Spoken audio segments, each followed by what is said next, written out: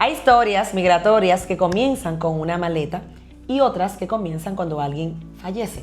Una llamada desde República Dominicana por un piso heredado en Madrid, una cuenta bancaria bloqueada porque el hijo vive fuera de España, un matrimonio mixto que nunca hizo separación de bienes, un padre extranjero que obtiene nacionalidad española pero que jamás reorganizó su patrimonio y de pronto una familia descubre que emigrar no solamente cambia tu residencia, también cambia tus impuestos, tus herencias, la forma en que el Estado entiende tu familia y hasta quién puede quedarse con lo que construiste.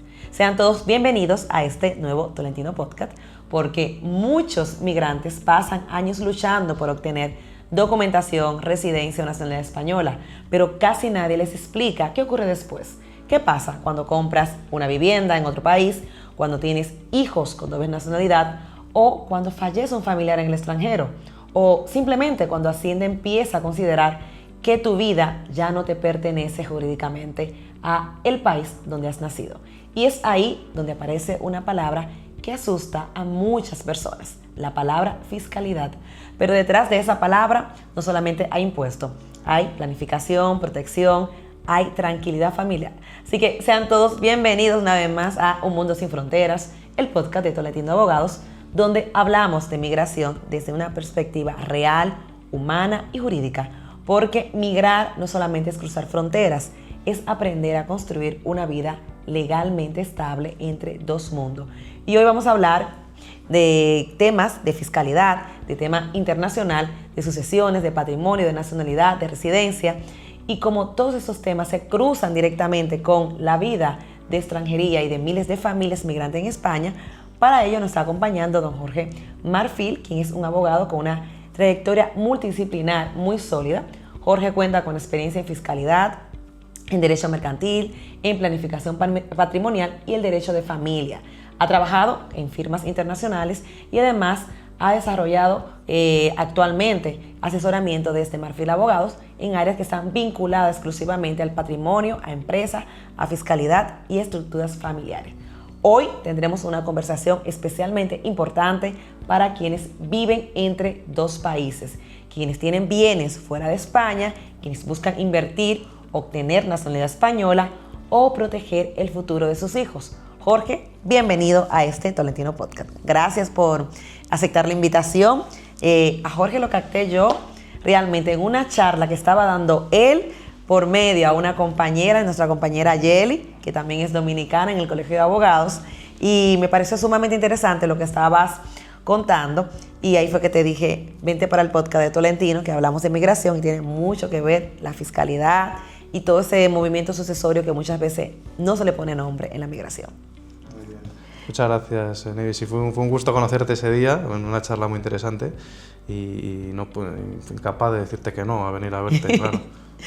Pues vamos a darle forma a todo esto que Jorge lo comentó en palabras muy breves en la charla en la que estuve acompañándote, pero que lo hemos convertido en un podcast para Tolentino, para que las personas que están del otro lado y sobre todo del otro lado del océano, literalmente, porque el podcast se emite primero del otro lado y se comparte también con España, puedan entender un poquito de cómo va la migración cuando se une con esa parte de sucesiones, de fiscalidad y que podamos entender las preguntas. Empezamos hablando acerca de cómo la migración impacta directamente la situación fiscal y patrimonial de una persona. ¿Cuándo una persona pasa a ser residente fiscal en España? Pregunta número 1. La más importante, la más básica y la primera. Sí, digamos como regla general, tiene que transcurrir o tiene que vivir en España de manera estable durante más de 183 días al año. Es decir, más de la mitad del año tiene que residir en España. Siempre esa es la regla general. Siempre le digo a la gente, 6 meses y un día. Sí, para que lo tenga calculado y lo pueda entender, sí. Y que no tiene que serlo de manera continuada, pero no pasarme más de 3 meses fuera de España. ¿Eso lo ve Hacienda cuando tienes esas ausencias o no? No, porque en caso de duda lo que tienes es que ser capaces de acreditar si has salido y has vuelto, que cuándo has salido, cuándo has vuelto, para que la suma te resulte en ese número de días, ¿no? Perfecto. Sí. ¿Qué errores cometen muchos inmigrantes, sobre todo latinoamericanos, con Hacienda? Te hago esta pregunta porque Hacienda no es lo mismo en España, en Europa, pero especialmente en las personas que vienen a residir en territorio español, que la hacienda que tenemos en los países latinos. Ya. Sí, quizás el más importante es a veces la falta de conocimiento, en el sentido de que no saben que, yo es que soy residente fiscal en mi país de origen y he estado en España, llevo en España viviendo todo el año. A lo mejor pues porque no trabajan o simplemente están aquí, pues claro. O vienen y van. Entonces hay que informarles, hay que decirles que, bueno, que tienes un riesgo de que se te considere residente español, residente fiscal en España. Entonces, digamos que hay que, no estricto, pero sí hay que tener claro que puede tener consecuencias el hecho de entrar y salir y no cumplir con las formalidades, porque en el país de origen pues no te van a decir nada porque tributas allí, ¿no? Pero aquí en España te pueden, si realizas determinados movimientos, pues te pueden decir, oiga, usted tiene un bien inmueble aquí en España, usted es residente, no residente, es decir, puede tener consecuencias y hay que darle formalidad a eso.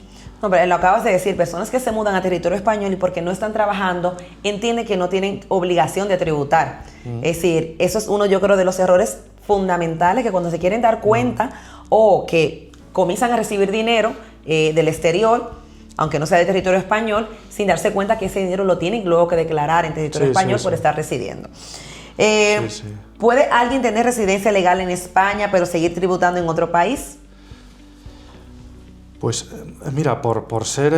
la agencia tributaria es muy aséptica, en el sentido en que lo que le importa es que cumpla los requisitos para ser residente fiscal en España. Puede ser residente, si tú tienes, en virtud a la normativa de extranjería, eres residente en España, tienes tu tarjeta de residente, ¿no? Pero ponte que pues, te vas a otro país de la Unión Europea y no eres muy formalista y pasas allí 10 meses, un año, pues pasarías a ser residente fiscal en ese otro país de la Unión, ¿no? Entonces, digamos que hay una desvinculación, o puede haber una desvinculación entre extranjería y fiscalidad. Sobre todo cuando no hay un acuerdo con el país de la doble imposición y que no se sabe realmente dónde te toca tributar. Sobre todo si eres residente fiscal en España, que lo tengan pendiente, sobre todo en República Dominicana, que hay un acuerdo para evitar la doble imposición. En este caso, se suma y se hace la diferencia, porque en República Dominicana se tributa menos que en España, pero luego tienes que pagar la diferencia. ¿Qué ocurre con cuentas bancarias, propiedades o inversiones en el extranjero? ¿Puede una persona, por ejemplo, que es residente en territorio español, tener esas cuentas allí? ¿Le interviene Hacienda? ¿No? Tú tienes libertad para tener bienes en cualquier lugar del mundo, ¿no? No hay ningún problema. Y cuando eres residente fiscal en España, lo único que te obliga es a declarar esos bienes allá donde los tengas, ¿no? Y los rendimientos que te puedan producir, es decir, uno tributa por su renta mundial, siempre que sea residente en España, ¿no? Entonces, si pues, tienes un inmueble que te da una renta, eres residente en España y te da una renta en República Dominicana, pues podrá tributar en España, o si tienes unos dividendos que te han dado en Estados Unidos, etcétera, ¿no? Entonces, digamos que la obligación es tributar por tu renta mundial, por tus rendimientos mundiales. Una pregunta que no está en el guión, pero que a raíz de lo que me estás contando me surge. ¿Qué sucede con una persona que adquiere nacionalidad española? ¿Qué ha pasado con los bienes que tenía antes de obtener nacionalidad española? ¿Tiene que declararlo ya como español?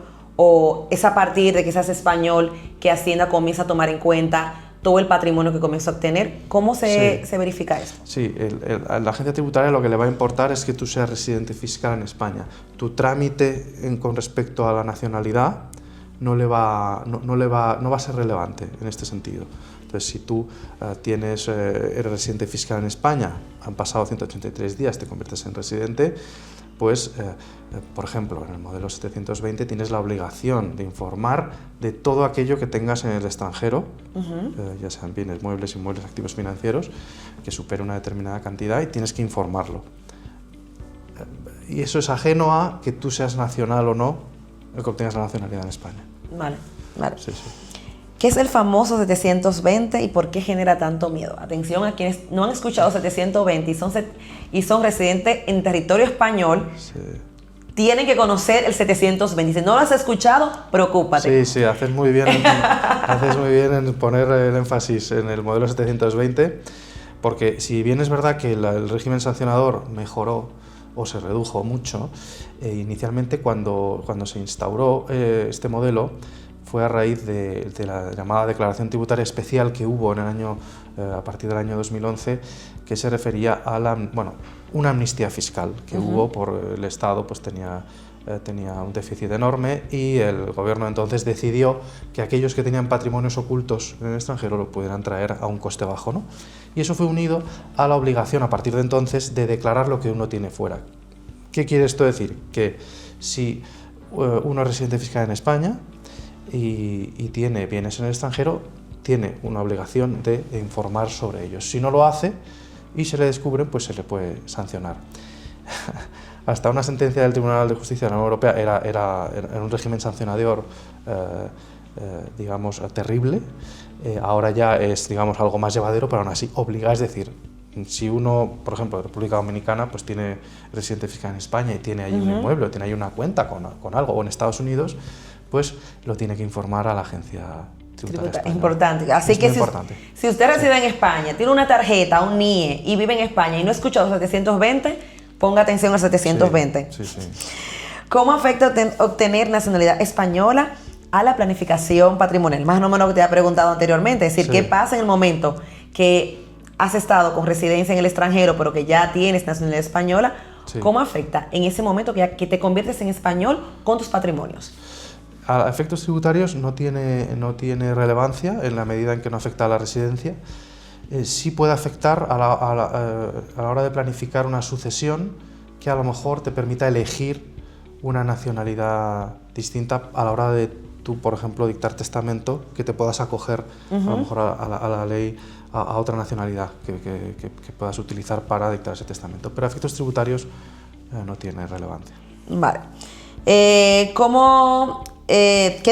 diferencias fiscales existen entre vivir en España con residencia y vivir ya como ciudadano español? Es decir, ¿qué cosas nos pasan siendo residentes con ese NIE como residente en territorio español a cuando pasamos a ser un ciudadano ya de la Unión Europea por ser ese ciudadano español? En principio, ahí los oyentes pueden estar tranquilos porque no hay una diferencia. La agencia tributaria no distingue y lo que le importa... Que tienes que pagar igual, seas español o residente. Mejor resumido imposible. Que tienes que pagar igual. Mejor resumido imposible. En el momento que eres residente en territorio español, ya seas español o un residente extranjero, tienes que pagarle Hacienda. Es que esto, mucha gente piensa que porque no trabajen, a lo mejor que vienen con una residencia, ejemplo, la no lucrativa, que no tiene obligación de trabajo en territorio español, consideran que no tienen obligaciones fiscales. Y es ahí donde está la trampa. Es muy bien que pongas el acento ahí. Sí. Bueno, pues vámonos ahora para el siguiente bloque y vamos a hablar un poquito acerca de las herencias internacionales y las sucesiones, que se habla muy poquito y yo creo que lamentablemente hasta que no tenemos esa llamada de que ha fallecido alguien o no conocemos los bienes que puedan tener hasta nuestros padres, es que tenemos estos temas. Sobre todo yo trabajo en algunas ocasiones con algún despacho de cuando fallece alguien y tener que buscar, se ha ido al extranjero, se ha ido solo y no sabe o no dejó descendencia para saber realmente qué bienes tiene. Entonces ahí comienza la investigación con los familiares, con el Estado. Y vamos a hablar entonces qué pasa con esas herencias, con esos bienes, esos conflictos internacionales que hay al momento que alguien fallece. ¿Qué ocurre cuando una persona fallece teniendo bienes en diferentes países? Pues lo que podemos decir con respecto a si esa persona es residente en España o bien los bienes están en España, que hay un impuesto normalmente, ya sea en España o en cualquier otro país, que es el impuesto sobre sucesiones, ¿no? Entonces, en España al menos, la obligación de tributar nace porque uno o bien sea residente fiscal en España y por tanto digamos que debería tributar por toda la herencia que reciba, o bien si uno no es residente en España pero hay un bien aquí, entonces tributaría por el valor de ese bien solo. ¿Vale? ¿Vale? Entonces, dependiendo de si es residente en España o no la persona, no el causante, no el que fallece, sino el heredero. Digamos, el heredero, claro. El heredero, pues ahí hay una implicación u otra. Sí. Vale. ¿qué ley se aplica para una herencia internacional? Es decir, yo resido en Venezuela, pero ha fallecido mi pareja, que es español y tenía bienes aquí. ¿Cuál es la ley que tengo que aplicar en el término de tributación en el momento de ese fallecimiento? Pues la tributación va a depender... Si yo voy a ser la que va a recibir... La que lo recibe. Exactamente. Sí. Entonces, a ver, en ese caso, si eres residente en Venezuela, lo normal es que en Venezuela, por ser residente allí, por obligación personal, pues debas tributar por lo que tú vayas a recibir, ¿no? Entonces, ¿qué ocurrirá? Pues que si hay bienes en otros países, pues tengas que hacer a lo mejor, digamos, declaraciones específicas en cada país. Otra cosa es que tú... Ya yo entiendo por qué hay gente que no quiere recibir herencias. Es que recibe más impuestos, no es broma, que recibe más el tema de impuesto que lo que va a recibir. Claro, a veces ocurre, ¿no? A veces ocurre. En Madrid, por ejemplo, como está bonificado el impuesto sobre sucesiones y en algunas otras comunidades de España, pues digamos que el que va a recibir un bien que está en Madrid, por ejemplo, un venezolano que tiene un inmueble en España, pero reside en Venezuela, pues la obligación de tributar por el inmueble de España es, si está en Madrid el inmueble, pues es en Madrid, ¿no? Entonces le podría aplicar la legislación de Madrid y por tanto digamos que tributaría poco. Pero en Venezuela sí tributaría, aunque como tú has dicho antes, cabe deducir la doble imposición. Es decir, los países suelen articular mecanismos para evitar que tributes dos veces por la misma cosa, ¿no? Es verdad que tratados o convenios hay muy pocos de doble imposición internacional en sucesiones. España solo tiene 3, con Francia, Suecia y Grecia. Entonces, digamos que no afecta a lo que estamos hablando, a países latinoamericanos no les afecta. Vale, pero si yo recibo una herencia siendo venezolana, se va a tributar la herencia, si está en Madrid, a los impuestos de Madrid y luego lo que yo recibo en territorio venezolano. Sí, tú en principio vas a tributar, o deberías tributar por todo en Venezuela, en principio, y luego podrás decir en Venezuela, oiga, mire, yo por lo que había en España pagué tanto, dedúzcamelo. Hace la deducción fiscal. Sí, dedúzcamelo para no pagar dos veces. Yo tuve un caso cercano, pero fue en Francia, donde Francia, el Estado se quedaba con el 60% del valor de la herencia. Disparate. Claro, y ya es que luego al final dice que te vale la pena o no recibir la herencia. Bueno, sí, la voracidad recaudatoria, sobre todo en países europeos, es terrible y hace que la planificación fiscal entre de lleno, porque realmente llevas toda la vida pagando impuestos por todo. Y encima que has ahorrado y vas a dejarlo, vas a legarlo a tus herederos, tienes que volver a pagar. En fin, es propio de estados que no tienen límite, ¿no? Y que no tienen sentido común. Yo creo que sobre todo la gente tiene que conocer que esa parte es importante, saber a quiénes de las líneas ascendientes o descendientes se le puede dejar en estos casos los bienes para evitar impuestos. No es lo mismo que le dejes algo a un hijo a que se lo dejes a un primo, a un abuelo. Es decir, hay una escala y dependiendo la persona que le estás dejando la herencia, pues vas a tributar de una manera u otra. Sí, efectivamente. Sí. ¿Puede un testamento hecho en Latinoamérica tener validez en España? Sí, siempre que no vulnere el orden público lo tendrá, y si el testamento se ha hecho de acuerdo a la normativa de origen, tendrá validez, claro. Sí. Es decir, yo puedo hacer un testamento en la República Dominicana dejando herencia de propiedades que tenga aquí en España. Sí. Vale.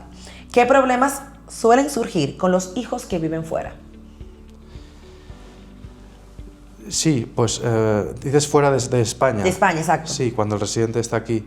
Pues a veces lo que hablábamos antes de la falta de formalidad, de a lo mejor, pues bueno, transferir de manera habitual dinero a tus hijos para ayudarles para algo, que no formalizarlo y a lo mejor decir, mira, pues no le quieres hacer una donación a tu hijo, pues digamos, formalízalo bien para que luego el día de mañana no le pregunten a tu hijo, oiga, ¿y este dinero de dónde viene? Acredítemelo, ¿no?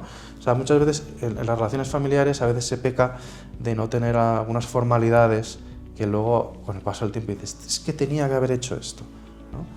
Por eso es bueno preguntar y hacer las cosas bien desde el principio. Pasa que a veces entre familiares pues cuesta como sentarse, poner por escrito, firmar. Parece como si fuera una falta de confianza, cuando en realidad es simplemente, digamos, formalizar las cosas y hacerlas bien, ¿no? Perfecto. ¿Qué pasa cuando una persona muere sin testamento? Hago un paréntesis. Yo tengo un niño con necesidades especiales y sé, hace poco, no tenía conocimiento de lo que era un patrimonio protegido, que ya tenemos un podcast justamente para hablar sobre ello. Y el tema que a mí más me preocupaba a mí era qué pasaría cuando yo fallezca. Imagínate que no es lo que queremos, pero que suceda, y ha pasado, que fallezcan ambos padres. ¿Qué pasa con ese menor? Es decir, si una persona muere y yo no dejo un testamento, ¿qué está pasando en ese momento? Y era mi miedo y por eso me fui corriendo a hacer un testamento. ¿Eso resguarda cualquier situación del menor o, aunque no deje un testamento, interviene el Estado? ¿Qué sucede con ese caso? Sí, en los momentos de sucesión, digamos, intestada, si no hay, digamos, a un familiar directo que se pueda ocupar de ese menor con necesidades especiales, siempre es recomendable hacer testamento donde el causante pueda designar a lo mejor un tutor, por si esa persona falta o falta el padre también, ¿no? Y digamos, hacer una serie de disposiciones sobre cómo quiere que se utilice ese dinero, o normas o guías, cómo quiere que se eduque ese niño, ¿no? Entonces, más si hay necesidades especiales, es importante hacer protegerlo. Protegerlo, hacer que la gente no le gusta hablar del tema testamento. Ese es el detalle. Entonces, ¿qué pasa si yo no dejo un testamento? Es decir, la gente tiene que entender que si tú no dejas un testamento, al final el Estado va a decidir por tu hijo. Es decir, si no hay nadie que lo decida, lo va a decidir el Estado, lo va a decidir un juez. Claro, es verdad que sí, o los servicios sociales o el régimen que se pueda de establecer de tutor en ese momento, o persona que se ocupe, va a ser una persona ajena a ese niño, que no va a ser un familiar que a lo mejor sí le puede dar o cubrir mejor que no un órgano administrativo más frío, que sería una institución del Estado, ¿no? O sea que en eso no hay que... Pero la gente no le gusta hablar de testamento porque piensa que le estás diciendo que ya se va a morir. Lo único que tenemos seguro al nacer es que al final vamos a fallecer. Totalmente. Y el tú dejar, sobre todo cuando tienes hijos, no tienes que tener un hijo con una discapacidad, solamente tener hijos. Sí. Tienes que sentarte y tener esa conversación, tanto cuando los hijos tienen ya cierta edad, y mantenerla, yo entiendo, con tu pareja o con las personas cercanas, hasta el tutor. Mira, yo te voy a designar tutor de mi hijo por en caso de cualquier circunstancia, me gustaría que las cosas fueran de esta manera. Ya luego la vida hará las cosas de diferente, pero si uno al menos da el designio de lo que uno le gustaría que sucediera, es un tema que en pocas familias se toca. Yo en mi familia, cuando le he dicho no, que me voy a hacer un testamento, mi hermana, a mí no me cuentes de... Claro, es un tema que nos da miedo hablarlo, pero que es realmente muy, muy necesario hablar del testamento, sobre todo cuando tienes hijos. Si no tienes, mira, no tengo nada que perder. Bueno, pero cuando hay, yo creo, más que temas económicos, más bienes, para mí la importancia es qué va a pasar con los hijos que tienes en el momento que no tengas un testamento. No, haces muy bien ponerlo sobre la mesa porque es fundamental. Es que le tiene miedo y lo sé por conversaciones internas que tengo y lo he visto. Sí, totalmente. ¿Puede bloquearse una cuenta bancaria en España aunque los herederos sean familia directa? Es decir, fallece alguien en territorio español, lo he visto esto, Sí. Fallece alguien en territorio español, me bloquean la cuenta. Mira, es que me pasó algo cercano. Sí. Te voy a contar lo que sucedió. Una persona que tenía mi misma nacionalidad, cuando falleció, repentinamente, su hermano no sabía cómo poder acceder a la cuenta bancaria. Por ejemplo, no sabíamos cómo él podía. Soy el hermano, ¿vale? Pero ¿qué necesita esa persona para que no se le bloquee la cuenta y tú puedas intervenir sin tener que esperar una decisión judicial para poder intervenir en la cuenta?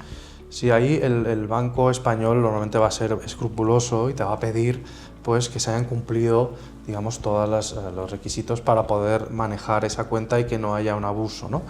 Entonces, normalmente que hayas presentado el impuesto, te va a pedir eso, te va a pedir que haya habido... Una vez fallece la persona, ¿qué es lo primero que hay que hacer para yo poder tener acceso a esa cuenta? Una vez fallece la persona.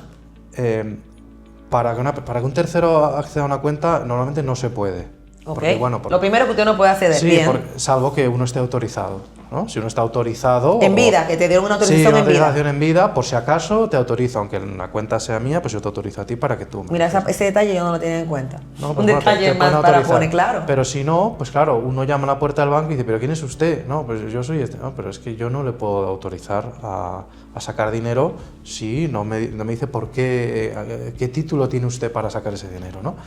Entonces, lo normal es que el banco ahí bloquee la cuenta hasta que los herederos vengan y le acrediten, mire, yo soy el heredero porque tengo en fin, tengo este testamento, he hecho esta partición hereditaria, he presentado el impuesto y me corresponde a mí ese dinero, ¿no? Sería... Si no tengo testamento, si no tengo ningún documento que me declare como heredero, ¿cómo puedo esta persona venir a acceder a la cuenta de su hermano? ¿Cómo puedo acceder a la cuenta? Pues en principio, las malas noticias, va a ser difícil. Va a ser difícil porque va a haber que hacer una declaración de herederos, de determinar si esa persona es heredero o no. O sea, hay que hacer un proceso. Sí, imagínate que no tuviera bienes. Es decir, ha fallecido, no sabemos qué tenía. Sí. Para poder acceder, tengo que ir a un abogado para que se haga una declaración de heredero para yo poder acceder a la cuenta. Hay que hacer una declaración de herederos aquí al notario. Al notario, hacerlo, claro. Y después, bueno, pues repartir la herencia, que se sepa que hay. Bueno, pues sabemos que hay esto. Si luego aparecen otros bienes, pues bueno, ya haremos, complementaremos esa herencia y haremos otra escritura, ¿no? Pero el banco en principio no te va a dejar operar si eres un tercero y no hay una autorización que te permita utilizar. O sea, ¿a quién le cede el banco la autorización una vez yo voy con mi certificado de fallecimiento? ¿Quién puede acceder a esa cuenta? ¿Una pareja? ¿Madre, padre, hijos? ¿No? ¿O ningunos? No, en principio no va a poder acceder nadie. Otra cosa es que se sigan cargando recibos en esa cuenta de manera automática, ¿no? Pues eso sí se hará. Pues si la luz está domiciliada ahí o digamos que hay gastos que están domiciliados se van a mantener. Pero a priori, si uno no tiene una manera de acceder, por ejemplo, si tú tienes los códigos del banco, ¿no? De tu pareja, pues a lo mejor puedes hacer movimientos, no debes, pero podrías, si tienes que atender, pues obligaciones de la familia. No, ya tengo yo una tarea más que yo no había hecho. Todo tareas para mí. ¿Cómo afectan las dobles nacionalidades en temas de sucesiones? ¿Hay conflictos a la hora de tener dos nacionalidades? Si muere una persona, ¿dónde se distribuye? ¿Cómo se tiene que ejecutar? Sí, puede haber conflicto, aunque son casos extremos, que una persona haya obtenido a lo mejor una doble nacionalidad con la idea de que esa nacionalidad le permita hacer testamento y así perjudique a algunos herederos y lo haya hecho en abuso de derecho, ¿no? Porque a lo mejor no tenga una relación muy cercana con esa nacionalidad y la tenga más con otra, podría llegar a darse, pero son casos extremos, pero podría darse. ¿Qué impuesto tiene que pagar los herederos extranjeros en España? ¿Cuál es el porcentaje de impuesto que se paga por aceptar una herencia en territorio español? Pues ahí va a depender de dónde, cuando el extranjero vive fuera de España y recibe algo que está en España, ¿no? Pues ahí va a haber que atender a la legislación de cada comunidad autónoma, ¿no? Entonces hay legislaciones que son más gravosas, pues Asturias, por ejemplo, ¿no? O Cataluña, pero, por ejemplo, si está en Madrid el bien, pues va a poder beneficiarse dependiendo del grado, como tú decías antes. No es lo mismo que seas hijo, que seas padre, es decir, la línea recta, ascendente y descendente, a que seas un primo segundo, pues ahí vas a tributar normalmente más, ¿no? A más cerca, digamos, si eres miembro de la misma estirpe o a más cerca de más cercanía familiar, menos tributación normalmente. Vale. Vámonos ahora con el bloque número 3 y vamos a hablar de matrimonios internacionales, de los divorcios y patrimonio, que aquí se pone la cosa más interesante todavía. ¿Qué errores legales cometen las parejas migrantes al casarse en territorio español? Estábamos hablando ahorita. Pues yo diría que, un poco unido a lo que hablabas del testamento, que la gente le da como cosa hacerlo, ¿no?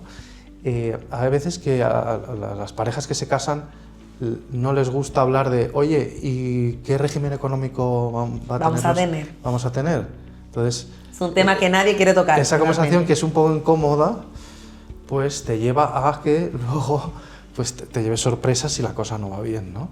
Decías, yo pensaba que tenía derecho a esto y no. Es una conversación, en fin, a veces difícil, pero que dos personas maduras, ¿por qué no van a tener, no? Yo creo que lo primero, Jorge, que la gente tiene que entender es que el matrimonio es un contrato.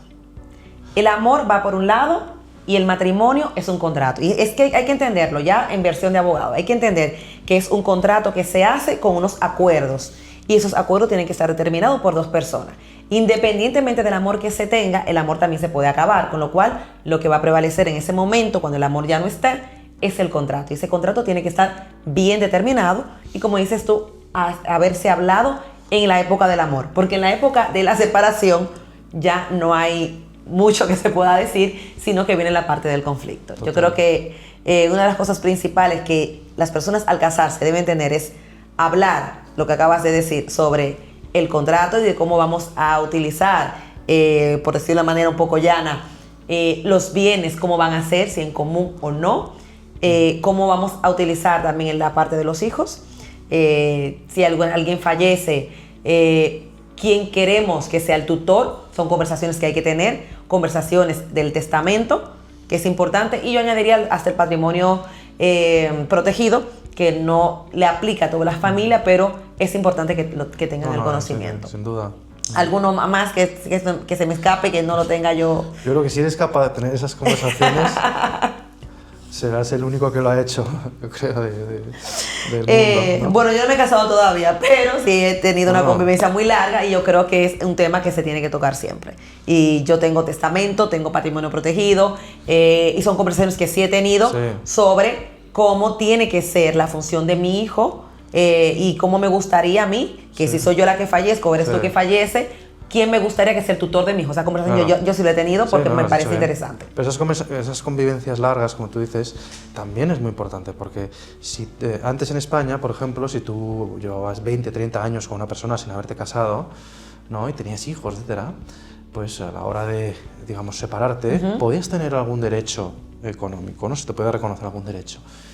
Pero el Tribunal Supremo empezó a cambiar esa doctrina y dijo, oiga, mire usted, si usted ya es mayorcito de edad, si usted está con una persona y quiere tener los beneficios, los deberes y las obligaciones de una pareja, cásese. Cásese, claro. Cásese, no me venga luego a los 30 años y diré, no, es que ahora quiero los derechos de haber estado casado. No.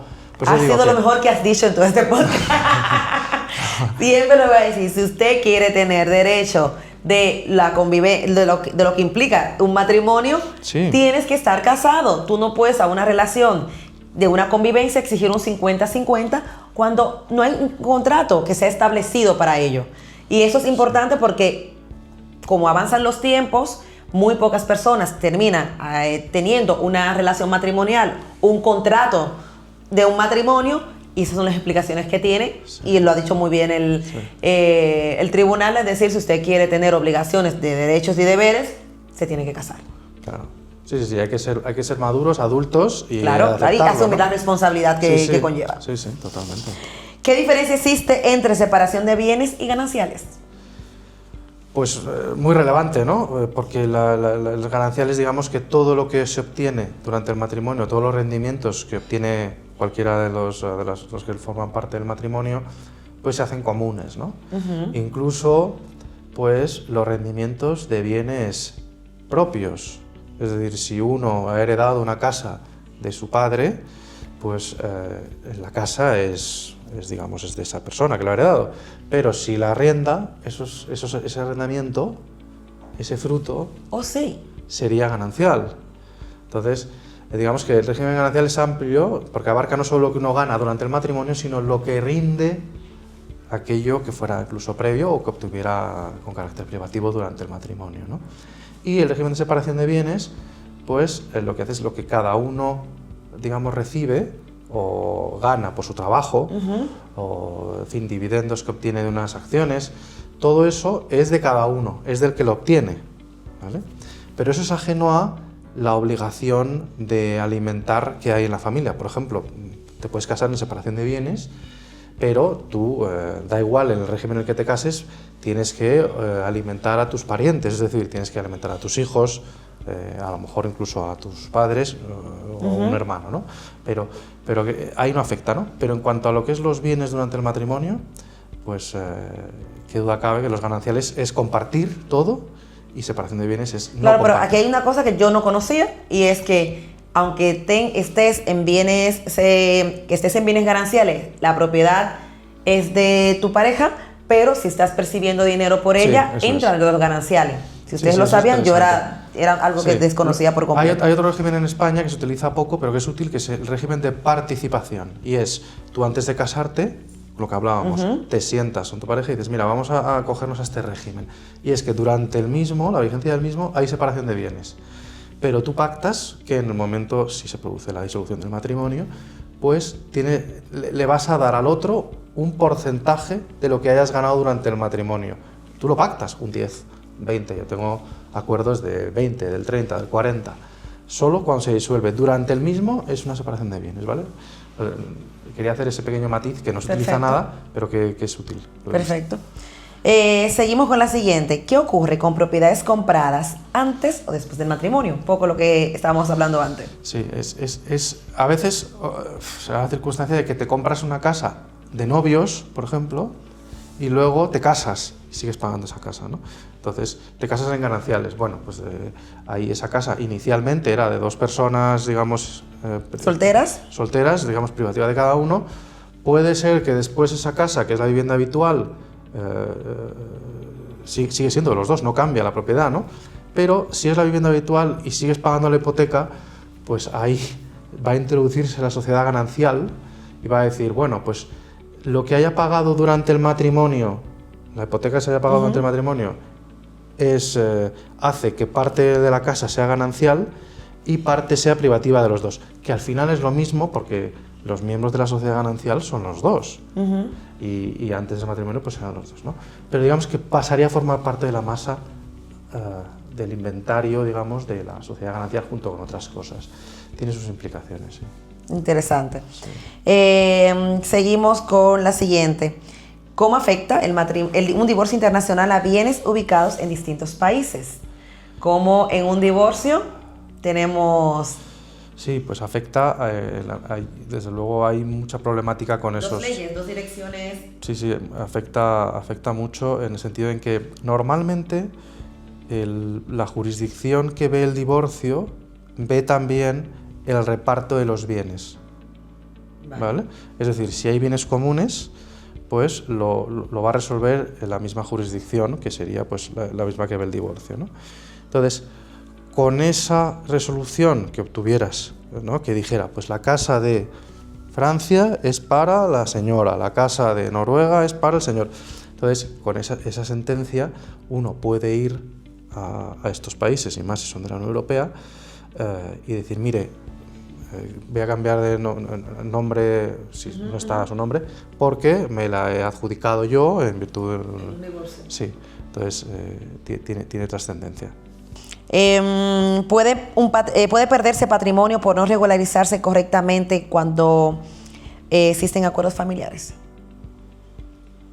Si puede perderse cuando... Un patrimonio por no regularizar correctamente acuerdos familiares. Pues dices perder en el sentido... Sí. Yo creo que ocurre, de que lo puedas perder porque no existen las inscripciones correspondientes o no se llegaron a un acuerdo entre las partes en un divorcio, por ejemplo, que no se llegue a un acuerdo y se exceda en el tiempo. Sí, no, en principio no. En principio, digamos, lo que es de uno se mantiene en el tiempo hasta que un inmueble no pasa a ser de otra persona hasta que no viene otro con título diciendo esto es mío porque lo he comprado, lo he heredado o me lo he adjudicado en un divorcio, ¿no? Cuestión distinta, puede pasar, que sí que se ha ocurrido que personas que tienen una casa, o a lo mejor extranjeros que tienen una casa aquí en España, ¿no? De vacaciones, ponte, ¿no? Y pues fallece el señor y aquí no viene nadie nunca a reclamarla y pues hay uno de allí de la zona que se instala, la empieza a utilizar, empieza a pagar la luz, el IBI, etcétera, y se la acaba por usucapión, que es un instituto del derecho que viene del derecho romano, pues se acaba haciendo con ella, Sí, sí. porque no ha comparecido Con nadie. uso. Sí, porque no ha venido nadie, es el titular, digamos, pacífico. Son 10 años o 20 años que por socopión que puedes hacerte ya y luego puedes tener una sentencia para que se ponga la propiedad a tu nombre porque nadie la ha declarado. Es un caso que quizás, a lo mejor antes se daba más, ahora menos, pero se puede dar. Pero se puede dar, claro que sí. Y sobre todo en países, a lo mejor no países como Madrid, pero países a lo mejor o campos, lugares que están un poco alejados y que nadie está reclamando absolutamente nada, puede suceder, que están más retirados. ¿Cómo se protege legalmente a los hijos menores en los casos patrimoniales internacionales? ¿Cómo podemos proteger a los hijos? Pues mira, como hablabas antes, antes de casarse uno puede hacer los prenups, un contrato prenupcial, en el que se recojan determinados asuntos de los hijos que digamos que son, digamos que obligan a los padres, ¿no? Entonces, para proteger a los hijos, normalmente las jurisdicciones suelen ser protectoras en el sentido de que pues, normalmente va a ser el juez del lugar donde vivan esos hijos el que va a resolver normalmente sus cuestiones más... El lugar de domicilio donde estén los menores, ¿no? Donde estén los menores es el que va a resolver normalmente sus obligaciones más inmediatas, es decir, quién cuida a ese hijo, quién tiene su custodia, ¿no? Incluso los alimentos, aunque hay algunos países como Inglaterra que aún así los pueden fijar, pero digamos que en ese sentido los menores, por ejemplo en España, pues el interés superior del menor siempre se tiene muy en cuenta y se protege, ¿no? Pero los padres, por ejemplo en un contrato prematrimonial, pueden determinar determinadas protecciones, sí. Pues ya casi vamos terminando, nos vamos al último bloque que tenemos poquitas preguntas ya. ¿Qué cambia jurídicamente cuando una persona obtiene nacionalidad española? En esta parte hablemos un poquito de la nacionalidad, como la mayoría de inmigrantes al final lo que buscan al obtener dentro de este camino de residencia extranjera en territorio español. ¿Qué puede cambiar para ellos una vez obtienen nacionalidad española? Hacerse un ciudadano perteneciente a la Unión Europea. Sí, yo creo que eso, o sea, tú en tu experiencia también tienes, ¿no? Sabes mucho de esto, ¿no? O sea, yo creo que da a lo mejor una tranquilidad. Sí, bueno, sobre todo en España te permite viajar por 190 países sin visado. Entonces yo creo que lo que cambia es a la hora de elegir, y ahí me corriges tú, también elegir con qué pasaporte te quieres casar. Y tenemos también que pensar, porque aquí hablamos de, ok, soy dominicano, pero me voy a casar en España con el pasaporte español. Pero si me caso en otro país, ¿qué pasaporte deberías utilizar? ¿El dominicano, el español? Es decir, porque tiene luego que hacer un registro. Si te casas con el dominicano, ese matrimonio luego lo tienes que inscribir en territorio español, aunque no te casaras, y ahí tienes que saber un poco, yo creo que se cruzan un poco los términos, porque yo no puedo inscribir un matrimonio de dominicano en España. Lo único que yo puedo inscribir en España es un matrimonio si me he casado como española. Entonces yo creo que hay muchos... Sí, a ver, es verdad que si dos dominicanos se casan aquí, pues tienen que ir a llevarlo al consulado de República Dominicana, pues para que esté informado, ¿no? Imagínate un español dominicano que se casa en Hong Kong. ¿Qué pasaporte tiene que utilizar? Pues mira, ahí la verdad es que ahí tiene doble nacionalidad, ¿no? Pues lo que estás comentando. Pues ahí podrá realmente elegir una o la otra, y eso pues tendrá sus también implicaciones en el Jurídicas, legales, fiscales. régimen económico, porque claro, no será lo mismo a lo mejor el régimen de separación de bienes español que el régimen de separación de bienes dominicano, si es que lo hay, ¿no? Claro, y además ayer lo vi en el podcast con Flora, que cuando te casas fuera de tus países de origen, estás sujeto al régimen matrimonial del país donde te estás casando. Sí, hay normalmente por lo menos las reglas de las que tenemos nosotros en el reglamento de regímenes económicos matrimoniales en Europa, suele ser o bien la nacionalidad común, bien el domicilio inmediatamente posterior a la celebración del matrimonio. Por ejemplo, lo que tú comentas, si dos españoles, bueno, que tienen la doble nacionalidad, se casan en Hong Kong y no dicen nada sobre el régimen económico que quieren que les aplique, y nada más casarse se quedan en Hong Kong 5 años viviendo y se quieren divorciar, pues la norma sobre su régimen económico sería la de Hong Kong. O sea que sí que es efectivamente relevante.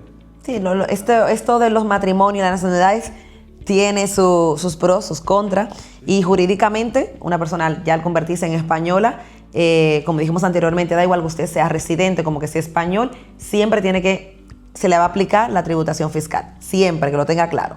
Ahora bien, ¿qué cambia? Pues va a cambiar que usted se puede cambiar el apellido, que puede tener invertir el orden de los apellidos en algunos casos, y usted elegir con qué pasaporte pues quiere representarse y andar por el mundo. Muchos migrantes empiezan a invertir un poco tarde por desconocimiento fiscal. ¿Qué errores vemos a la hora de invertir? Yo creo que sobre todo el desconocimiento de qué tienen que tributar o qué cosas no deben escapársele a la hora de tributar. Sí, yo creo que pues personas, por ejemplo, de los países hispanoamericanos, pues que a lo mejor vivan en su país de origen, pero quieran invertir en España, pues por tener un ahorro aquí, algo seguro, un bien inmueble en Europa, que eso sí se ha dado bastante, sí genera una obligación, ¿no? Porque si uno tiene un inmueble en España, la agencia tributaria ya hemos visto que nunca se le escapa la oportunidad de cobrarte impuestos. En España no. En España no, en España es terrorífico. Entonces, si uno tiene una casa que no alquila, pues la agencia tributaria española te va a imputar una renta, te va a decir, oiga, mire, pues yo le imputo que usted, como si hubiera ganado, pues tanto este año, y tiene usted que tributar sobre ello. Claro. O sea, que eso, que hay que pensarlo, que tiene implicaciones, digamos, destinar ahorro a España, por ejemplo, en ese caso, que es digamos, bastante típico. Vamos ya con la última pregunta, Jorge. ¿Qué recomendarías o qué recomendaciones le puedes dar a las personas migrantes que ya están estables en territorio español, que quieren construir a lo mejor un patrimonio de manera inteligente, que quieren casarse? De todo lo que hemos hablado, ¿qué mensaje le podemos dar a la comunidad migrante que nos escucha para que tomen en cuenta a la hora de tomar decisiones? Sí, yo creo que tú lo has dicho muy bien tú, Navy. Hay que, cuando uno quiere hacer las cosas bien y no llevarse sorpresas, pues lo mejor es preguntar a gente que sepa que a uno le pueden ayudar, ¿no? Para tomar las decisiones informadas, ¿no? Y que el día de mañana uno tenga claros sus derechos, sus obligaciones, pues igual que cuando pues uno tiene un problema médico, va alguien que sabe para que le dé el mejor consejo posible para que estén bien y se cure en su caso, pues aquí también, ¿no? Para que no haya esas sorpresas. Un poco lo que tú comentabas, pues a veces tener esas pequeñas conversaciones incómodas pero necesarias. Un pelín incómodas. Y es mejor hacerla en la época del amor que en la época de la guerra. Sí, porque luego en la época de la guerra ya cualquier cosa pequeña se convierte en motivo de disputa y es una pena, ¿no? Entonces es mejor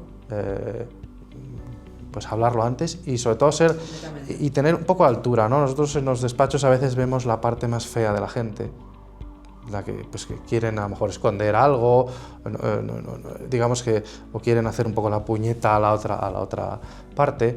Digo, en el plano humano, ya moral, ¿no? En el plano humano y moral yo creo que hay que tender a ser, si se puede ser generoso, mejor ser generoso que no serlo, ¿no? Si se puede evitar una batalla, pues vamos a llegar a un acuerdo razonable. Los acuerdos ya sabes, vamos a perder los dos algo, pero nos vamos a quitar, vamos a dormir bien, les vamos a ahorrar problemas a nuestros hijos. Y vamos a tener las cosas organizadas sobre todo, porque a veces cuando alguien fallece, sobre todo repentinamente, y no hay una planificación, una organización, estamos dejando problemas. Sí, y de repente a lo mejor uno tiene hijos de distintos matrimonios, eso trae problemas y es mejor organizarlo. Sí, es mejor ya tener esa conversación, juntar a la familia, hablarlo y que se puede quedar todo por escrito de cómo no tanto porque se le deje bienes materiales, sino de cómo se tiene que organizar la relación y quizá tu último deseo de las cosas que has hecho, independientemente tengas una enfermedad o no, porque no sabemos nunca cuándo partimos de esta tierra. Es lo único que no tenemos una fecha determinada. Muchísimas gracias, Jorge. Voy a ir ya a la parte del cierre. Ya después de esta conversación que ha sido bastante amena, bastante interesante, queda claro que migrar no solamente implica conseguir un permiso de residencia o una nacionalidad española. Migrar también significa aprender a construir estabilidad jurídica, fiscal, patrimonial en un país distinto. Porque muchos migrantes pasan años enfocándose en regularizar su situación, pero olvidan lo más importante, qué ocurrirá con sus propiedades, con sus hijos, con sus empresas, con su patrimonio el día de mañana. Hoy hemos entendido que una herencia puede convertirse en un conflicto internacional, que un matrimonio entre personas de distintos países puede tener consecuencias patrimoniales enormes y que incluso tener una cuenta bancaria o una vivienda fuera de España puede también generar obligaciones fiscales que muchas personas desconocen completamente. También hemos hablado de algo muy importante, la planificación, porque cuando una familia migra, no solamente cambia de territorio, cambia de sistema legal, cambia de reglas fiscales y de forma de proteger su futuro. Y es ahí donde el acompañamiento jurídico deja de ser un lujo para convertirse en una gran estrategia. Quiero agradecer especialmente a nuestro acompañante el día de hoy, Jorge Marfil, por acompañarnos en este Tolentino Podcast y ayudarnos a entender cómo el derecho fiscal, familiar, patrimonial se conecta con la realidad migratoria de miles de personas en España. Y a quienes nos escuchan, recordarles algo importante: la mejor herencia no siempre es una propiedad. A veces es haber hecho las cosas correctamente y a tiempo. Gracias por acompañarnos, Jorge, a este podcast de Un Mundo Sin Fronteras. Gracias a vosotros, ha sido un placer. Yo creo que podemos tener una charla sumamente larga y ya entiendo por qué nos piden que hagamos, que hagamos estos Tolentinos Podcast, que lo hagamos con público, porque tuviéramos ahora una sesión de preguntas inmensa. Muchísimas gracias a todos ustedes. Recuerda que emigrar con derechos también significa construir un futuro con inteligencia. Nos vemos en el próximo programa. Hasta la próxima.